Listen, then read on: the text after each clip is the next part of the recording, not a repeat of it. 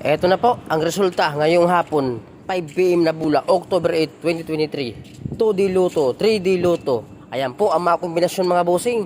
So congrats sa mga winner at sa mga hindi pinalad. Mamaya alas 5, alas 9 habol tayo sa tayaan. So yun lang mga boss, maraming salamat. Please like and subscribe. At pa-share rin po sa akin mga video na to, mga bossing. Thank you.